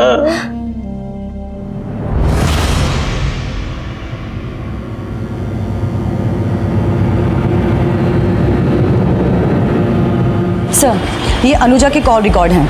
इनमें हमने कुछ नंबर मार्क किए हैं जिसपे उनकी मर्डर वाले दिन 1-2 दिन पहले और लगभग रोज बात हुआ करती थी। बुलाओ इन सबको पूछताछ के लिए। जी सर। 28 फरवरी को रात को 8 बजे आपने अनुजा को फोन किया, क्यों? सर, मैं एक सैलून चलाता हूँ। अनुजा मेरी कस्टमर थी, उसका हेयर कट का अपॉइंटमेंट था, वही कंफर्म करने के लिए कॉल किया था। हेयर कट का अपॉइंटमेंट कंफर्म करने के लिए 5 मिनट तक बातचीत? सर, सैलून चलाने के लिए हम नए नए पैकेजेस इंट्रोड्यूस करते हैं। ऐसा ही एक पैकेज के बारे में मैं उसे बता रहा था, इसीलिए टाइम लग गया। साहब, मैं अनुजा मैडम की बिल्डिंग में हमेशा किराने का सामान डिलीवरी करने जाता था। कभी देखा उसके घर में किसी को? साहब, मैंने तो किसी को देखा नहीं है। पिछले कुछ महीनों में तुमने अनुजा को काफी कॉल्स किया, क्यों? सर, वो मेरी कलीग थी, एक ही ऑफिस में काम करते। तो अपने सारे कलीग्स को ऐसे रात को 10, 11, 12 बजे फोन करते हो तुम? नहीं सर, वो कलीग से ज्यादा अच्छी दोस्त थी। मैंने पहले भी बताया था, मुझे कुछ भी प्रॉब्लम होती थी तो मैं उसी के साथ डिस्कस करता था। सर, वो मेरे लिए दोस्त से भी बढ़कर थी। तुम्हारी बातों से लग रहा है कि तुम और अनुजा काफी क्लोज थे। नहीं सर, मेरा मतलब है कि मेरे लिए बहन जैसी थी वो। 2 मार्च की दोपहर को कहाँ थे? वो मेरी गर्लफ्रेंड प्राची के साथ लोनावला में था। यस सर, मैं और अभिषेक वीकेंड पे लोनावला में थे। अभिषेक को बचाने के लिए झूठ बोल रही हो? नहीं सर, हम सचमुच लोनावला में थे। सर, इन तीनों की फोन लोकेशन के हिसाब से सलीम उस दिन क्राइम सीन के आसपास नहीं था, और सर अभिषेक और प्राची लोनावाला में थे। सर, बावजूद इसके मुझे लगता है इन्हें सस्पेक्ट लिस्ट से नहीं हटाना चाहिए। सर, हो सकता है ये कॉन्स्पिरेसी हो, जानबूझकर फोन की लोकेशन कहीं और की शो की गई हो। You have a point Sarode. Abhishek ने अनुजा को जितने कॉल्स किए और जितनी देर बातें की, उससे मुझे लगता है कि दोनों का अफेयर था, और अभिषेक ये बात प्राची पे खुलने नहीं देना चाहता। लेकिन समझ में ये नहीं आ रहा है कि अगर अफेयर था तो कभी अनुजा ने अभिषेक को फोन क्यों नहीं किया? सर, डेड बॉडी पर मिले हुए बालों की फोरेंसिक रिपोर्ट आ गई है। सर, रिपोर्ट के मुताबिक अनुजा के अलावा उस बॉडी पर 3 अलग अलग लोगों के बाल मिले हैं, और बालों की लंबाई लगभग 20 इंच से ज्यादा है। सर, उनमें से एक बाल ब्लॉन्ड हेयर भी है। मतलब अनुजा को मारने वाली 3 औरतें थी।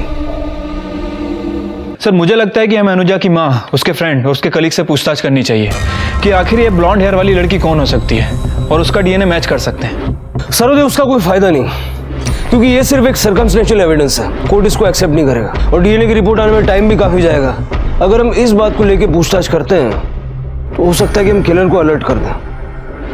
हमें इस केस को रिविजिट करना पड़ेगा, क्योंकि फॉरेंसिक की रिपोर्ट के हिसाब से इस केस की थियरी बदल गई है। अब हमें एक नहीं बल्कि 3 औरतों को ढूंढना है जिन्होंने या तो गैंग बना के या प्लानिंग करके अनुजा का खून किया। अब समझ में ये नहीं आ रहा है कि इन 3 औरतों के पास अनुजा जैसी लड़की को मारने का मोटिव क्या हो सकता है। अनुजा अच्छी खासी जॉब करती थी, अच्छा खासा पैसा कमाती थी, हो सकता है कि ये पैसा उसकी मौत की वजह बना हो। जेलसी, इतनी छोटी उम्र में इतनी कामयाबी, इतना पैसा, उससे जलने वाले लोग तो जरूर होंगे। सरोदे, इन 3 औरतों को हमें किसी भी हाल में ढूंढना होगा। अनुजा की बॉडी पर मिले 3 अलग अलग औरतों के बाल ने इस केस को उलझा दिया था। पुलिस ने नए सिरे से छानबीन शुरू की, और अब पुलिस को तलाश थी उन महिलाओं की जिनका अनुजा से झगड़ा या दुश्मनी हो सकती थी, या फिर कोई दोस्त जिसने अपने अंदर दुश्मनी पाल रखी थी। फिलहाल पुलिस ब्लॉन्ड हेयर यानी कि सुनहरी बाल वाली लड़की की तलाश में जुट गई थी। सर, मैंने उसकी 2 फ्रेंड के अलावा किसी और लड़की को यहाँ पे नहीं दिखा। एक जो ब्लॉन्ड हेयर कलर वाली है और दूसरी उसकी दोस्त। ये ब्लॉन्ड हेयर मतलब ये? हाँ, यही है। तो जिस दिन अनुजा यहाँ से गई, मेरा मतलब 2 मार्च को, उस दिन ये लड़कियाँ यहाँ आई हो या आसपास कहीं आपने देखा हो? सर, वो तो पता नहीं, मैं अंदर थी। सर, लड़कियों में मुझे याद आया, हमारी एक एम्प्लॉय थी जिसे अनुजा ने ड्रग्स लेते हुए ऑफिस में पकड़ा था।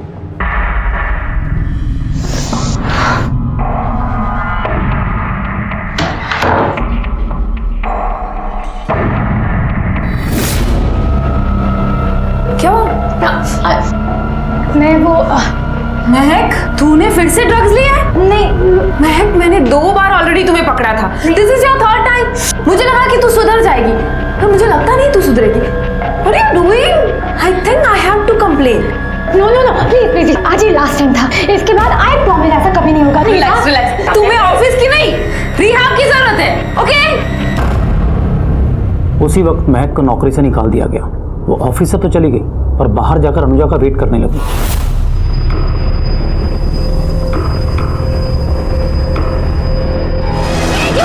क्या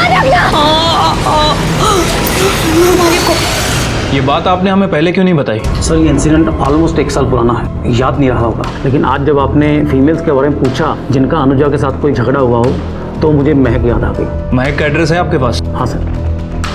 पता नहीं सर ये बोलना चाहिए कि नहीं, लेकिन प्राची का भी अनुजा से झगड़ा हुआ था।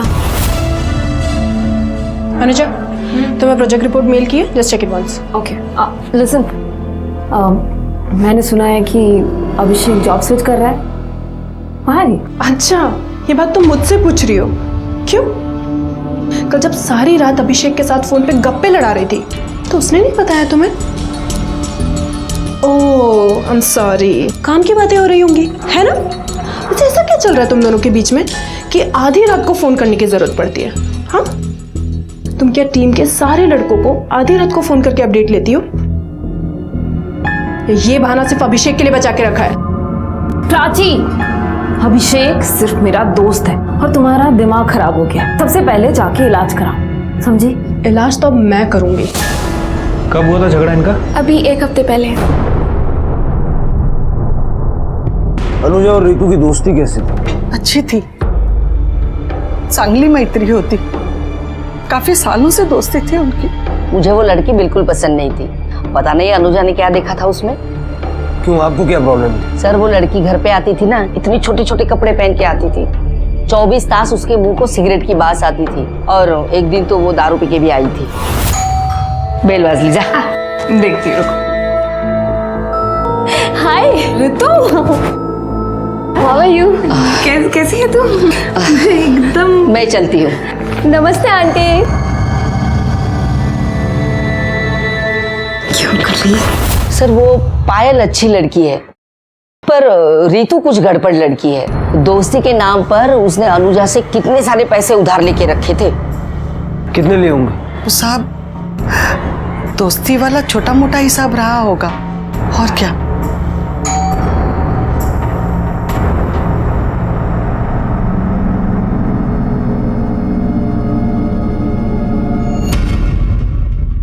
उसने रेनकोट पहना था और लाल कलर का हेलमेट पहना था।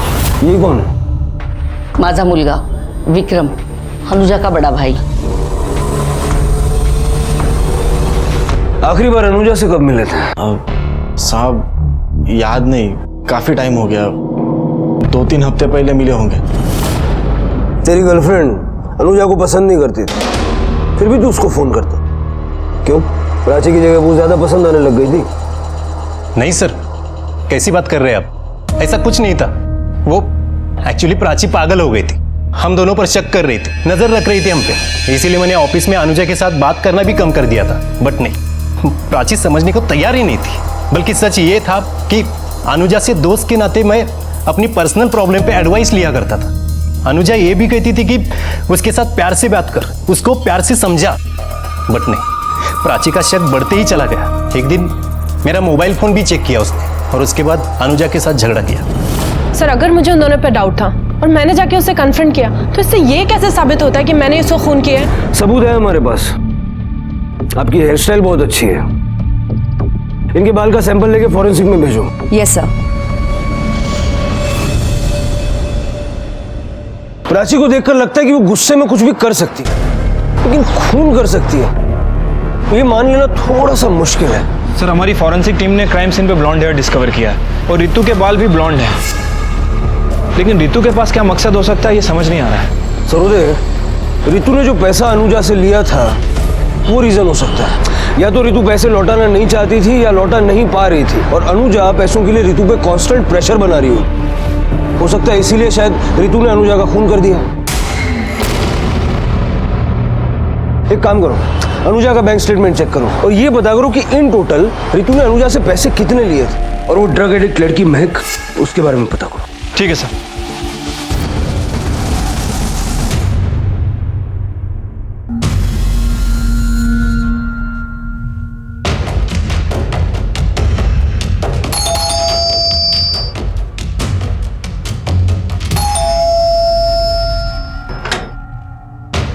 महक को बोला ये कुछ बात करनी है। सर मेरी महक तो पिछले 4 महीनों से रिहैब सेंटर में है। सर मैंने रिहैब सेंटर में पता किया है, महक पिछले 4 महीनों से वहीं पे है। और सर तनुजा की बैंक स्टेटमेंट, सर इसके हिसाब से उसने ऋतु के अकाउंट में 43,000 रुपये ट्रांसफर किए थे। सर 43,000 रुपये के लिए कोई मर्डर कर सकता है? सरोदे, मामला जब पैसों का होता है कुछ भी हो सकता है। सर मैं मानती हूँ कि मैंने उससे पैसे लिए थे, पूरे नहीं पर 14,000 रुपये उसके वापस भी किए थे उसके गायब होने के 2 दिन पहले। और सर मैं उसके बाकी के पैसे उसको वापस करने ही वाली थी। तुम कह रही हो कि तुमने उसके पैसे लौटा दिए, लेकिन उसके बैंक अकाउंट में ऐसी कोई एंट्री नजर नहीं आ रही। सर मैंने उसे कैश दिया था। ये तुम्हारे लिए। Thank you. और ये तेरे लिए। अनुजा ये ले तेरे 14,000, और बाकी के पैसे ना मैं तुझे बहुत जल्दी लौटा दूंगी। पर थैंक्स यार मुझे सपोर्ट करने के लिए। अरे पागल हो गई है क्या? और मैं तो कहती हूँ अभी जरूरत है तो रख ले, बाद में दे देना। मेरे पास आ गए, तू रख। पक्का? हाँ पक्का। ठीक है। सर मैं भी वही थी, इसने मेरे सामने ही उसे पैसे दिए थे। झूठ मत बोलो, हमारे पास रितु के खिलाफ एविडेंस है कि कत्ल के वक्त वो वहां मौजूद थी। एविडेंस है मतलब? तुम्हारा बाल मिला है क्राइम सीन पे। सर आपको कोई गलतफहमी हुई है। 2 मार्च को रितु मेरे साथ थी, तो सेम टाइम पे वो वहां कैसे हो सकती है? वैसे इसके अलावा एक और लड़की भी थी वहां पर। सर आप कहना क्या चाहते हैं कि हम दोनों ने मिलकर अनुजा को मारा है? सर हम ऐसा क्यों करेंगे? अपनी बेस्ट फ्रेंड को क्यों मारेंगे? पैसों के लिए। 2 साल पहले तुमने उससे उधार लिया, उसमें से थोड़ा लौटा है, वो भी कैश, जिसका कोई प्रूफ ही नहीं। सर ऐसा भी तो हो सकता है उसका किसी के साथ झगड़ा हुआ और उसने उसका खून कर दिया। उसकी एक्स कलीग जिसे उसने ड्रग्स लेते हुए देख लिया था और ऑफिस से भी निकाल दिया गया था उसे, वो उससे कुछ दिन पहले मिली भी थी, उसने उसको धमकियां भी दी, शायद उसने मारा हो। तू क्या बताएगी सबको? मैं बताऊंगी सबको कि तेरी असलियत क्या है। जो करना है वो कर, समझी? मेरे पास मत आ।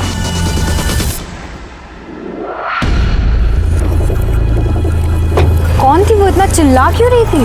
वो मेरी पुरानी कलीग थी, उसको मैंने ड्रग्स लेते हुए पकड़ा था ना और कंप्लेन की थी। क्या नाम था उसका? महक। महक? लेकिन वो कैसे हो सकती है? वो तो रिहैब सेंटर में है। ये थी? नहीं सर ये नहीं थी, उसकी एज 30 के आसपास होगी। कुछ शक्ल हुलिया याद है उसका? नहीं सर शक्ल तो नहीं देखी, पर उसके पास एक व्हाइट सेडान थी जिसके ऊपर कार रेसिंग का स्टिकर लगा हुआ था। उस गाड़ी के बारे में और डिटेल्स बताओ।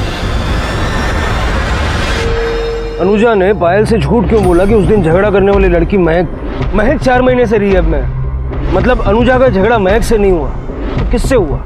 और अगर इन दोनों की बात मान ले तो रितु ने पैसे लौटा दिए थे जो अनुजा के घर में होने चाहिए। अनुजा का घर चेक करो, अगर पैसे मिलते हैं तो ये दोनों सच बोल रही हैं। ठीक है सर।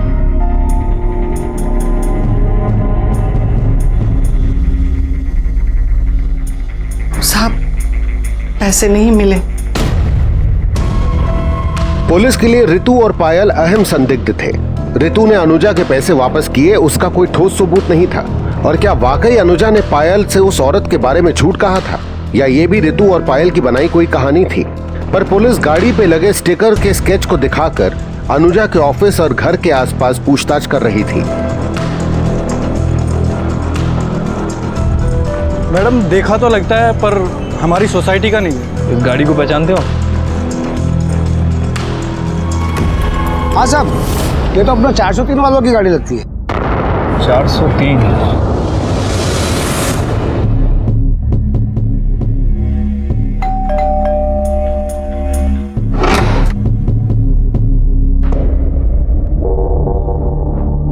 सर मैं सैलून चलाता हूँ, अनुजा मेरी कस्टमर थी।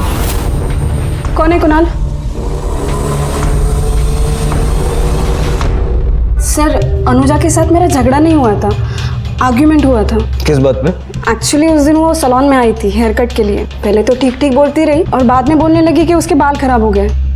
सर जिससे मिलती जहाँ जाती सबको यही बोल रही थी कि मेरे सैलून में कोई ना है। हर जगह पे बदनामी कर रही थी सर। मेरे कितने सारे कस्टमर्स ने मुझे आके ये बात बताई। मैंने पहले तो सोचा कि जाने दो, बाद में वो उस दिन मुझे वो रास्ते में मिल गई।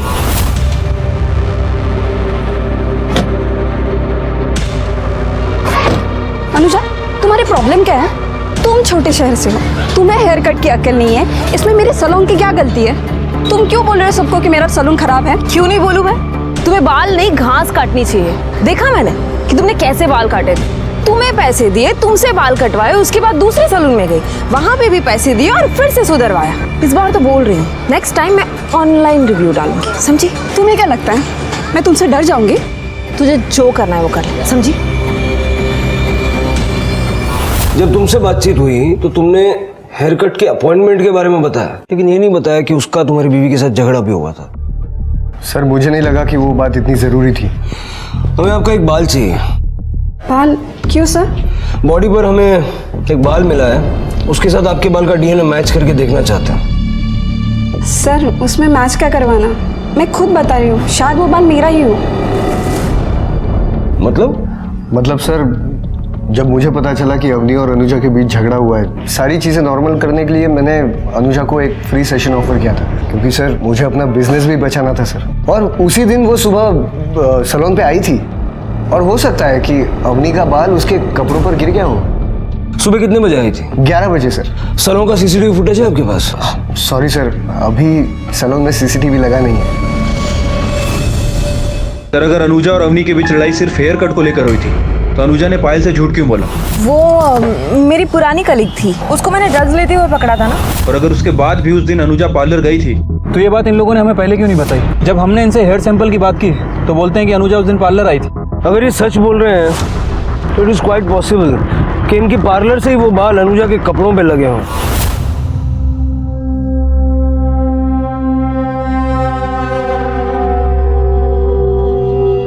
और अगर ऐसा हुआ है तो क्राइम स्पॉट पे मिले हुए बाल हमारे किसी काम के नहीं। लेकिन सर ये बात कंफर्म कैसे होगी? क्योंकि उस दिन वॉचमैन हाफ डे पे था, 1 बजे के बाद ड्यूटी आया था। उसने भी अनुजा को कहीं बाहर जाते हुए नहीं देखा। अनुजा की लिफ्ट में सीसीटीवी कैमरा है, उसका फुटेज निकलवाओ, पता चलेगा वो 11 बजे घर से बाहर निकली थी या नहीं। ठीक है सर। बाहर निकल। नहीं मारती, चल बाहर आ जा। नहीं मारो, मत मारना। तुझे तो पैदा होते ही मार देना चाहिए था। अरे देवा, क्या दिन दिखाया रे तूने मुझे। एक तो तुम निकम्मा है, खुद के लिए नौकरी नहीं ढूंढ सकता और ये सब उद्योग कर दिए तूने। अब मैं क्या मुंह दिखाऊंगी निर्मला को? अरे क्या बताऊंगी मैं उसको? सर ये 1 मार्च रात 8 बजे का फुटेज है, जब अनुजा जॉब से वापस आ रही थी। और सर ये देखिए, अगली सुबह 11:30 बजे तक उसने लिफ्ट यूज नहीं की, और जब यूज की तो नीचे जाने के लिए नहीं बल्कि ऊपर आने के लिए। मतलब अनुजा नीचे उतरी तो थी लेकिन उसने लिफ्ट नहीं यूज की। 2nd फ्लोर पे रहती थी, हो सकता है अक्सर सीढ़ियों का इस्तेमाल किया करती होगी।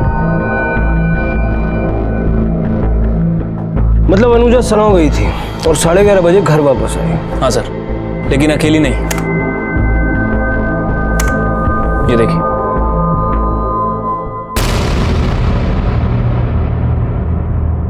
ये तो विक्रम है। तूने बोला था कि अनुजा से तू हफ्तों से नहीं मिला, लेकिन 2 मार्च को अनुजा के घर गया था कि नहीं गया था? हाँ सर, मैं 2 तारीख को अनुजा के घर गया था। क्या करने गया था? सर मैं बहुत दिनों से नौकरी की तलाश में था। आई भी मुझे दिन रात ताने मारती थी, इसलिए मैं अनुजा के पीछे पड़ा था कि वो उसके ऑफिस में मेरी बात करवा दे, लेकिन उसने साफ मना कर दिया। उसने कहा कि उसके ऑफिस में पढ़े लिखे लोगों की ज़रूरत है, ना कि मेरे जैसे 10वीं फेल।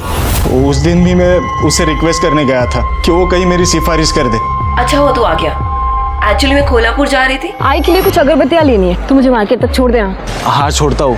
सुनना, मुझे एक एक्सपीरियंस लेटर चाहिए था जॉब के लिए। पर मेरा लेटर थोड़ी चलेगा, तूने कहा मेरी कंपनी में काम किया है। अरे ड्रायव्हरच्या जॉबसाठी पाहिजे, जस्ट फॉर्मॅलिटीज के लिए। अच्छा ठीक है, हो जाएगा, चल जा अभी जा। Thank you. मैं उसके घर गया और उसने मुझे लेटर भी लिख के दिया था। तो जब इतनी बात थी तो ये पहले क्यों नहीं बताया? सर वो उस दिन। क्या हो गया? वहाँ ड्रॉअर में पेन पड़ा होगा, दो। अभी लाता हूँ।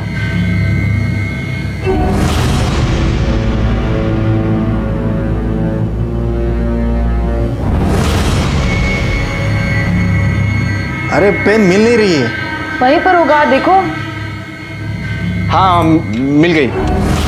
सर मैं डर गया था, वो पैसे वाली बात सामने आ जाती तो मैं फंस जाता, उसी डर से मैंने नहीं बताया था सर। ये अनुजा जब तेरे साथ मार्केट गई तो इस सब में कितना टाइम गया होगा? सर यही कोई 20 मिनट लगे होंगे। अब नहीं सलों नहीं गई, क्योंकि अगर 11:30 बजे वो वापस आई और 20 मिनट मार्केट में लगा तो 11:10 पे वो विक्रम से मिली। 11 बजे सलों जाके 11:10 को वापस अपने घर पर होना इज इम्पॉसिबल। डेफिनेटली कुणाल और रवनी हमसे झूठ बोल रहे हैं।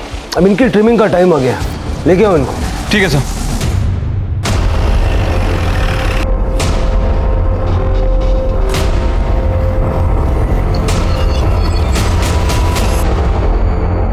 सर उस दिन जाने से पहले अनुजा आई थी सैलून में। हो सकता है, मुझे याद नहीं आ रहा हो, शायद टाइम आगे पीछे बताया होगा मैंने, बट सर मैं झूठ नहीं बोल रहा हूँ, वो उस दिन आई थी सैलून पे। सर मैंने नहीं मारा किसी को। क्या करें सर, ये दोनों तो सच बोलने के लिए तैयार ही नहीं है। सर तो इतना तो तय है कि अनुजा सैलून नहीं गई थी, झूठ ये लोग बोल रहे हैं। तो अब सर? तेरी बीवी तो तुझसे ज्यादा समझदार निकली रे, बिना पिटे बिना हड्डियां तोड़वाए सब सच बोल दिया। अब तू सोच ले क्या करना है, हमारी मेहनत बचाना चाहता है या मेहनत करवाना चाहता है, क्योंकि सच तो हम जानते हैं।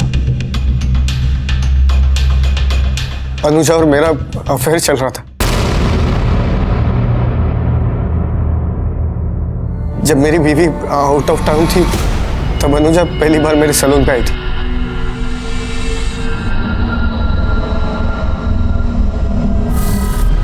मैंने उसे बताया नहीं मैं शादीशुदा और मैं उसे डेट करने लगा। फिर तेरा नंबर उसकी कॉल लिस्ट में कैसे नहीं है?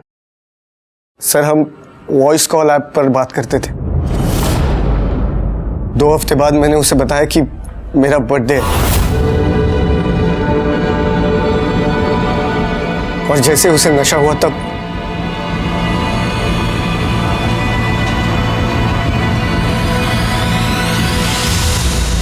सब कुछ ठीक चल रहा था सर, पर एक दिन उसे मेरे सैलून से पता चला कि मैं शादीशुदा हूं। वो मुझे धमकियां देने लगी, कहने लगी तेरी बीवी को बता दूंगी, पुलिस कंप्लेंट कर दूंगी, बर्बाद कर दूंगी तुझे। अनुजा की धमकियों से कुणाल बहुत डर गया था। एक दिन उसने खुद ही मुझे बता दिया कि मेरे पीठ पीछे उसने अनुजा के साथ क्या क्या किया। अवनी प्लीज बचा लो मुझे। अवनी अगर वो सचमुच पुलिस के पास चली गई ना तो मेरी जिंदगी बर्बाद हो जाएगी। अवनी प्लीज बचा लो ना मुझे। अनुजा एक तो तूने मेरे पति के साथ मुंह काला करवाया, ऊपर से उसे पुलिस में जाने की धमकी दे रही हूँ। तू क्या बताएगी सबको? मैं बताऊंगी सबको कि तेरी असलियत क्या है। जो करना है वो कर, समझी? मेरे पास मत आ। उसके बाद मैं डर गया था सर, मुझे लगा अनुजा सचमुच गुस्से में आकर कहीं पुलिस कंप्लेंट ना कर दे।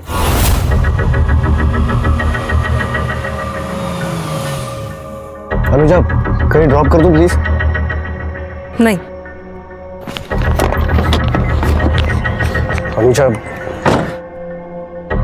देखो अनुजा, मुझे लगता है हमें बैठकर एक बार बात कर लेनी चाहिए। देखो अवनी बहुत गुस्से में है, वो तुम्हारे लैंडलॉर्ड से बात करने और तुम्हारी माँ का नंबर निकालने में लगी पड़ी है। हमें बात करके प्रॉब्लम सॉल्व कर लेनी चाहिए। इसके लिए तुम अलग से टाइम मत निकालो, रास्ते में बात कर लेंगे और प्रॉब्लम सॉल्व कर लेंगे। प्लीज मेरी बात मानो ना, प्लीज चलो ना। आ जाओ आ जाओ आ जाओ, मैं रखता हूँ, आ जाओ।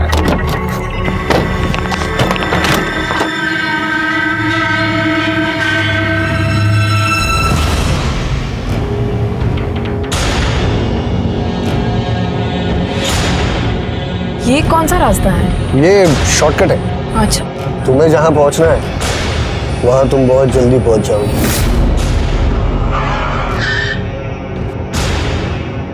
गाड़ी क्यों रोक दी?